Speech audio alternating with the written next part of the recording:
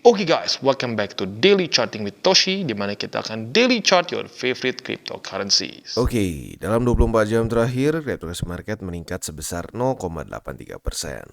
Dengan total market cap mencapai di 1,06 triliun US dollars, dengan peningkatan Bitcoin dominan sebesar 0,17% dan peningkatan volume sebesar 36,38%.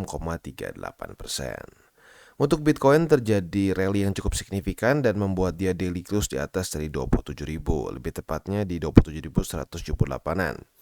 Nah, tetapi PR-nya masih belum selesai ya. Ini merupakan peningkatan sebesar 1,10%, tetapi MA20 di daily masih menjadi resisten ya.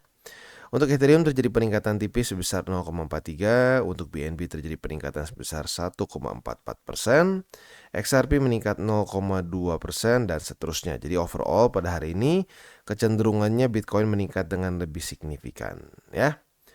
Oke, selanjutnya kita akan geser ke economic calendar dan kita bisa lihat di sini untuk economic calendar. Hari ini kita geser ke GMT plus 7 ya, hari Senin sesuai dengan pembahasan kemarin gak ada yang terlalu penting. Hanya ada bintang 2 dan bintang 1 saja, jadi kecenderungannya kita lebih fokus ke TA pada hari ini ya. Nah, untuk besok hari Selasa coba kita cek ada yang penting atau enggak. Dan hari Selasa tanggal 17 Oktober kita bisa lihat di sini dari US akan keluar core retail sales jam setengah 8 dan juga retail sales ya.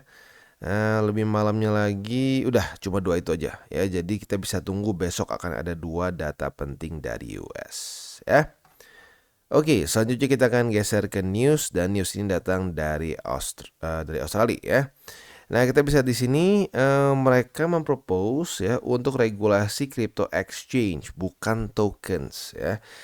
Make sense juga gitu. Kenapa? Karena ya lu tahu sendiri token itu bisa dengan sangat mudah untuk dibuat. Jadi kalau dia mau regulasi satu-satu ya effortnya susah ya dan panjang. Nah, ini kebalikan dari US ya. Si Gary Gensler pengen semua token diregulasi. Kenapa? Ya duitnya gede gitu ya. Duitnya gede walaupun repotnya setengah mati, tapi ya duitnya gede gitu. Jadi jujurnya ini Australia lebih bagus lah. Dia lebih make sense gitu ya, karena tahu mungkin token sejauh lebih mudah untuk dibuat berbeda dengan kita IPO saham ya. Saham kan nggak gampang sembarangan dibuat gitu ya. Tapi kalau token kita bisa buat dengan gampang. Nah, yang harus diregulasi adalah si exchangernya. Apakah exchangernya itu memberikan pair yang dengan token yang ilegal atau tidak. Nah gitu ya.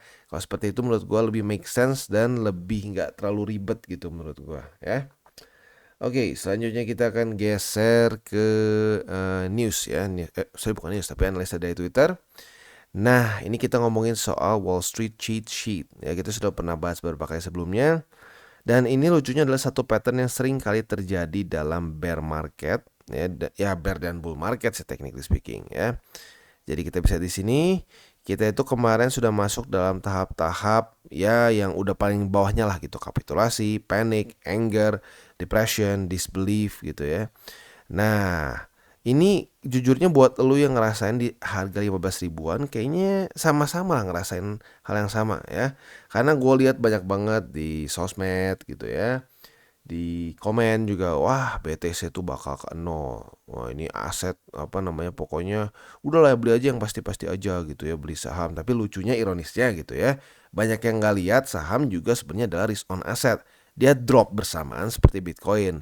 Tetapi Bitcoin dropnya lebih signifikan karena memang secara market cap dia lebih kecil dan regulasinya belum seketat seperti saham gitu. Tapi korelasinya cukup besar gitu. Apalagi saham-saham tech ya atau saham-saham teknologi begitu. Jadi ya sebenarnya konyol juga kalau orang bilang udah beli yang pasti-pasti aja saham.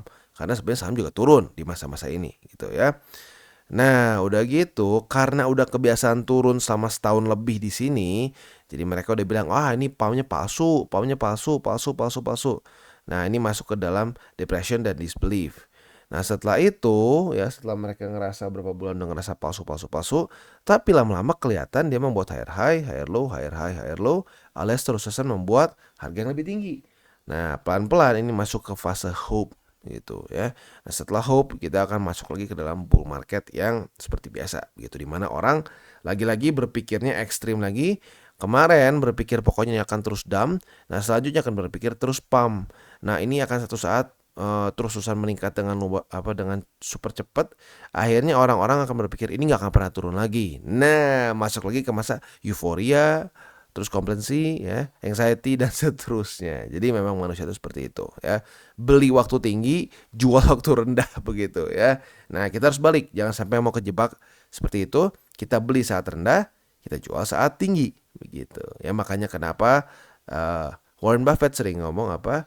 Be greedy when everyone else is fearful and be fearful when everyone else is greedy, gitu ya. Oke, dan sekarang kita akan masuk ke TA kita untuk Bitcoin seperti pembahasan kita tadi ya.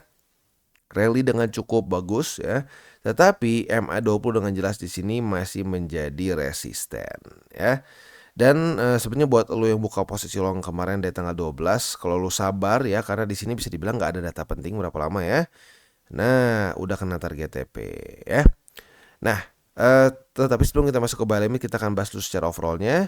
Jadi PR besar untuk Bitcoin adalah dia tembus dan daily close di atas dari MA20. Itu harapan gue supaya dia bisa lanjut membuat higher high ya. Nah, tetapi walaupun hari ini rally dengan lumayan signifikan, PR untuk weekly-nya gagal. Jadi, kalau kita lihat di sini ya, sesuai dengan pembahasan gua kemarin-kemarin, kita jangan ngomong, wah pokoknya menurut si Bang Toshi akan turun. Enggak. Kita lihat faktanya ya. Kalau gagal mempertahankan bull support band, apa yang terjadi? Ya ngintip aja ke sini ya. Kalau gagal seperti apa? Ya, dia berhasil tembus, gagal mempertahankan, jebol.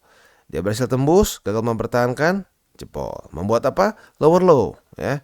Di sini ya kita cek lagi sampai ke tahun-tahun sebelumnya ya. Tembus, gagal mempertahankan apa? Jebol. Ya, membuat lower low, lower low, lower low dan lower low. Jadi pasti lower low bang, nggak ada yang pasti. Lu besok masih hidup aja itu masih misteri ya. Lu nggak tahu jangan kesenggol beca gitu ya. Jadi we don't know ya. Tetapi statistiknya adalah kalau saat Bitcoin weekly close di bawah dari bull support band, itu akan membuat lower low ya, minimal di bawah dari sini struktur terendah ya. Struktur dari weekly close terendah yaitu di 25.840. Lebih buruknya apa? Lebih buruk lagi kalau jebol dari 25.411 begitu. Jadi siap-siap. Secara statistik possibility ini lumayan besar terjadi, atau bukan lumayan besar ya, sangat besar terjadi begitu ya. Oke, selanjutnya kita akan geser ke indeks dolar. Hari ini kita bisa lihat ya, dia kemarin masih lanjut menguat, tetapi untungnya daily open kita pada hari ini cenderung menunjukkan struktur di sini sepertinya masih di respect sebagai suatu resisten ya. Nah, tinggal kita lihat apakah dia akan mantul di 20 atau tidak. Kalau dia mantul di 20, that's not good ya. Harapan kita ada di jebol dari MA20 dan membuat lower low daily close di bawah dari 105,62 gitu ya. Oke, jadi kurang lebih seperti itu untuk makronya. Selanjutnya kita akan geser ke buy limit. Tetapi sebelum kita masuk ke buy limit, seperti biasa gue akan disclaimer dulu bahwa semua konten dari TCI ini bukanlah financial advice. Ini semua bentuknya adalah edukasi. Lalu bagaimana cara untuk mendukung TCI? Ada banyak caranya. Lo bisa like our video, bisa share our video, atau juga bisa menggunakan link referral kita di bawah.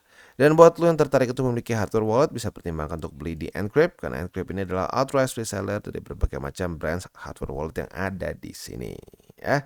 Sebelum kita lanjut, kita akan dengar dulu pesan-pesan dari sponsor kita pada hari ini. Oke, today's video is brought to you by BingX. Dan pada hari ini BingX ada berita bahagia.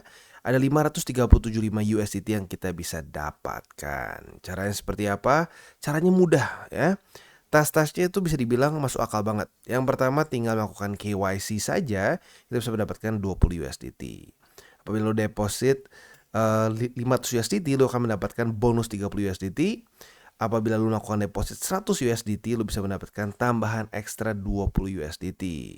Plus buat lo yang suka trading futures, apabila lo trading volume lebih dari 5.000 USDT, lo akan mendapatkan 30 USDT bonus.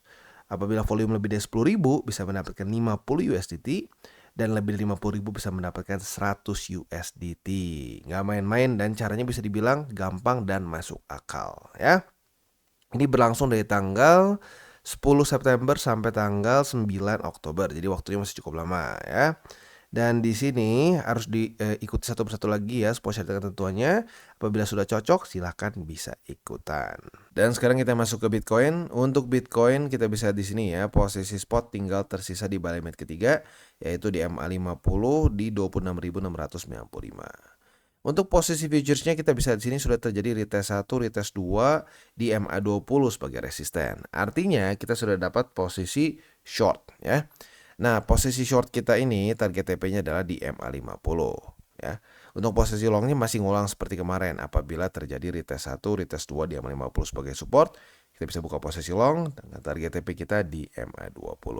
Dan sekarang kita masuk ke Ethereum. Untuk Ethereum kita bisa di sini ya. Kemarin itu dia mencoba untuk retest ke 1567 tapi masih belum berhasil reclaim. Untuk posisi spotnya boleh deh kita tambahin lah ya. Jadi buy limit kedua kita geser ke 1539, buy limit ketiga di 1519. Itu untuk posisi spot. Untuk posisi futuresnya kita sudah dapat posisi short karena terjadi retest 1, retest 2 di 1567 sebagai resisten. Berarti kita sudah punya posisi di sini ya, posisi short. Target TP konservatif di 1539, agresif boleh pertimbangkan di 1519. Untuk posisi longnya kita bisa nyontek ke tanggal 12 dan 13 kemarin. Apabila terjadi retest 1, retest 2 di sini sebagai support, kita bisa buka posisi long dengan target TP kita di 1567. Dan sekarang kita masuk ke XRP. Untuk XRP kita bisa di sini dia dalam posisi yang sedikit nanggung ya, masih belum retest kemana-mana. Buy limitnya tersisa di 47 sen ya, di 47 sen dan di 45 sen. Jadi buy limit kedua, buy limit ketiga. Nah, untuk posisi futuresnya apabila terjadi retest 1, retest 2 di 49 sen sebagai resisten, kita bisa buka posisi short dengan target TP kita di 47 sen ya. Sementara untuk posisi longnya tinggal kita balik logikanya. Retest 1, retest 2 di 47 sen sebagai support. Kita bisa buka posisi long dengan target TP kita di 49 sen. Dan selanjutnya kita masuk ke Cardano. Untuk Cardano dia juga dalam posisi yang sedikit nanggung. Buy limit yang tinggal tersisa adalah di buy limit ketiga yaitu di 24 sen ya. Itu untuk posisi spot di Cardano. Sementara untuk posisi futuresnya apabila terjadi retest 1, retest 2 di 25 sen sebagai resisten, kita bisa buka posisi short dengan target TP kita di 24 sen. Untuk posisi longnya tinggal kita balik logikanya. Retest 1, retest 2 di 24 sen, kita bisa buka posisi long dengan target TP kita di 25 sen. Dan sekarang kita geser ke Chainlink. Untuk Chainlink dia retest ke MA20 sebagai resisten ya. Tetapi secara struktur belum ada perubahan, jadi buy limit masih sama. Buy limit kedua di $6 lebih dari 87 sen, buy limit ketiga di MA200. Nah, untuk posisi futuresnya kita sudah ada terjadi retest pertama. Apabila pada hari ini terjadi retest kedua di MA20, kita bisa buka posisi short ya. Dengan target TP di mana target TP-nya bisa pertimbangkan di sini ya. Bisa pertimbangkan di struktur baru yaitu di $7 lebih 19 sen ya. Itu untuk posisi shortnya. Untuk posisi long kita bisa jadikan ini sebagai support ya. Retest 1, retest 2 di $7 lebih 19 sen, kita bisa buka posisi long dengan target TP kita di MA20. Oke guys, jadi itu adalah akhir dari segmen DCWT kita pada hari ini. Dan jangan lupa bagi kalian yang merasakan manfaat dari segmen ini, jangan lupa untuk share ke teman-teman kalian. Dan apabila lu pengen mensupport channel kita, ya TCI, jangan lupa untuk menggunakan link referral kita di bawah. Nggak wajib ya, tetapi apabila lu menggunakan link referral kita di bawah, ada macam-macam ya, dari Bybit, Huobi, Maxi, toko kripto, dan banyak lagi ya. Ya, walaupun nggak wajib, tapi kalau menggunakan link referral kita, lu secara langsung membantu perkembangan dari TCI. Dan satu lagi, jangan lupa juga untuk join Telegram group kita, di mana kita bisa ngobrol-ngobrol santai mengenai dunia cryptocurrency secara dua arah. So, jangan lupa untuk like, subscribe, klik the bell icon, and see you on the next video.